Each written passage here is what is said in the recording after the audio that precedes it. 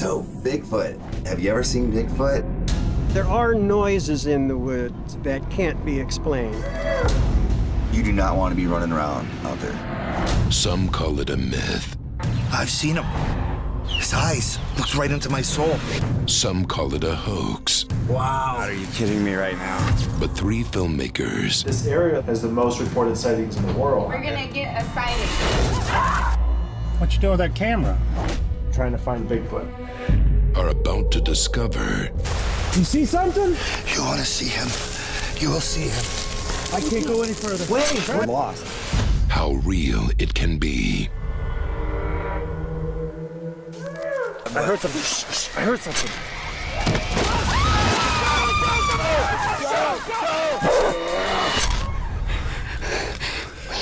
We all saw that, right?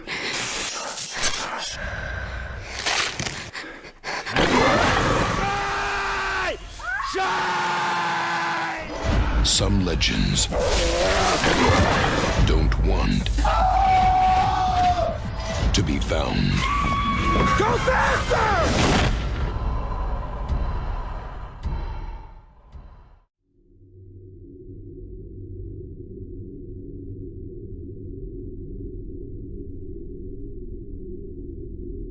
Well, I was just basically out doing my research, looking for tree breaks. I knew people were finding prints all over, but like they were just finding 1 or 2, you know, they weren't finding them in great amounts.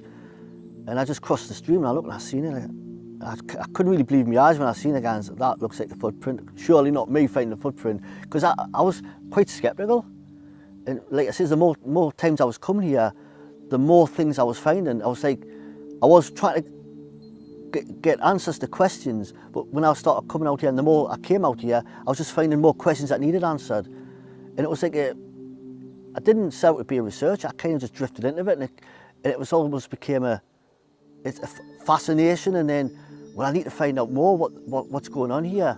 But when I found the footprint, I was thinking, why is it just one on its own? I looked around, I couldn't see any others. It was on a soft bit of ground, so maybe it had such a wide gate, it stood there and then went somewhere else, and the ground's a bit spongy, but it wasn't muddy where it compressed.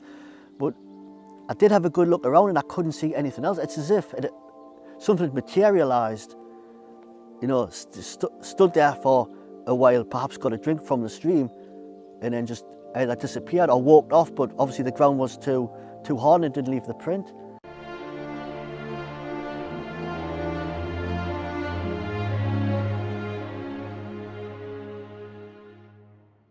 I started asking a few questions.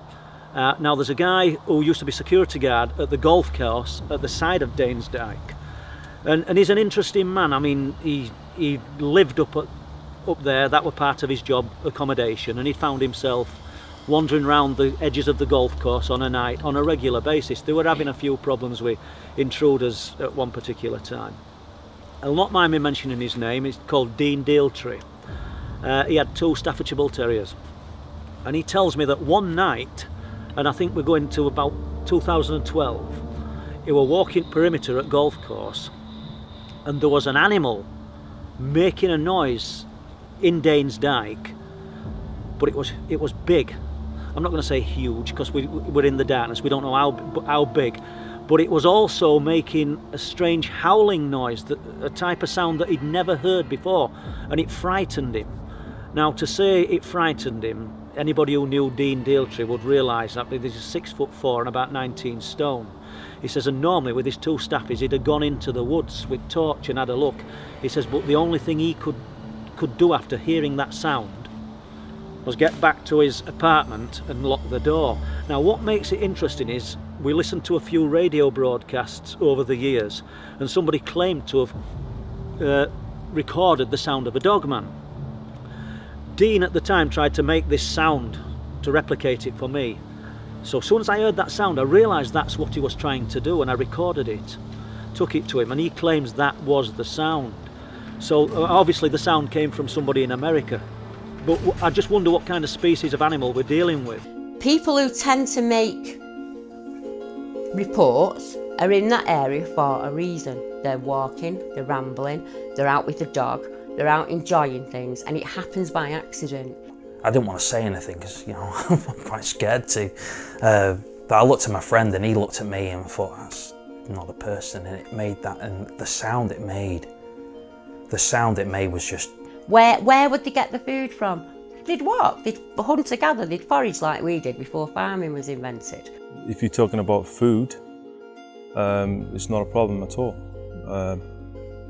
There's plenty of animals, creatures, there's deer, wild boar, rabbits, squirrels. Well, I would forage, I'd hedgerow, I'd fish, I'd use the streams, birds, eggs. There's a multitude of food out there that we can eat. When you got the rivers, the streams, you got trout, salmon, crayfish. I mean, oh, it's endless. That's only the animals that I know. We have seasonal food, and as a country, a lot of what we call weeds are our original foods, so like your dandelions, your plantains, things like that. They've been here thousands of years, you know, and they're taught naturally from birth to how to catch these animals, hunt, without being detected by humans at the same time. Where do they sleep? That is quite a difficult one for me. I want to know all the answers. So I want to know where he would live when it was winter time. Do they use the cave systems? Does it not bother them at all? Do they just live quite happily out in nature? I don't know the answers, I just have the theories. If we knew, we would obviously be able to find them. So they do whatever they can and sleep whatever they can. Most likely in the most difficult place where humans can't get to, or where humans would want to go, you know, or would even think about going. You know, there's so many theories. Where would they get water from? It never stops raining where I live. I don't know what, you know, it never stops. There's always water. You can find water. We've just become used to water from a tap. We wouldn't think to drink from a puddle or from a stream or from last night's rainwater that's been left. That's probably cleaner than what we're actually drinking. A dog would quite happily drink out of a puddle rather than drink tap water. So everything that I see as a barrier, it can't possibly be because, I think, no, that's how humans think. I think it's a matter of life and death. A matter of life and death for them, as we know. We know what humans are capable of. They must think that we are monsters. The things that they see us do in the woods and to our own kind, no wonder they avoid us. People might get together and with guns and a posse or whatever and try and kill them. You know, that's what humans do, unfortunately. So they know what we're capable of, probably more than we do ourselves. Most of Scotland's classed as remote. If you look at the population distribution, it comes down the coast, across the central belt and then up the west coast a bit. The rest of it there's pockets of population, but not big pockets. There's not, you know, there's more wilderness than there is, you know, urban areas. We're also what you call temperate rainforest. So we're the same climate as BC in Canada.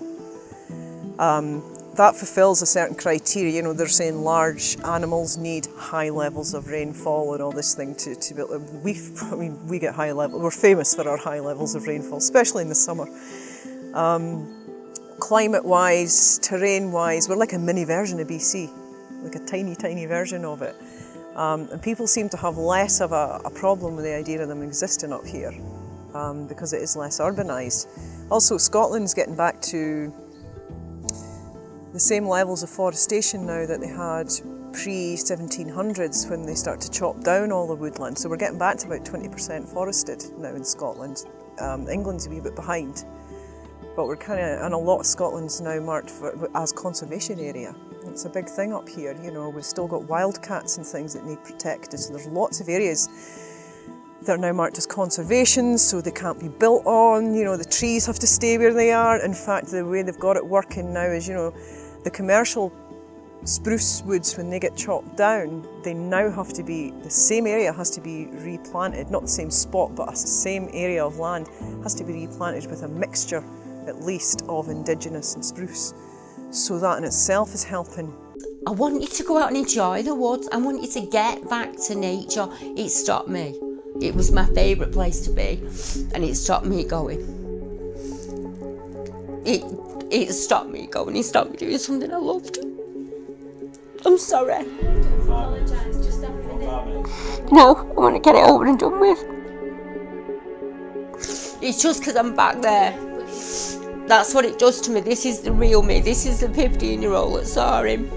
Not the educated 50-year-old who, you know, can write it down on paper and logicalise it all and put it in a little box and make it nice and safe for myself. This is how I feel when I'm in the wood. The minute it goes dark, the minute it gets dusk, I'm gone. I can't do it. I think he's behind every tree. I think he's going to pop up in front of me. Why would he do it? He wouldn't do that. It's ridiculous. But that's the only way I can prove that I saw something that scared me this much. Because I don't scare easy. And to carry it on all this time, I can think about my wedding, my children's births, all of that just make me feel like this, you know.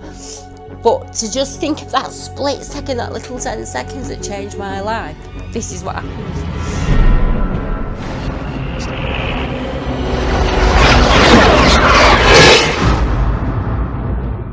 The truth is coming.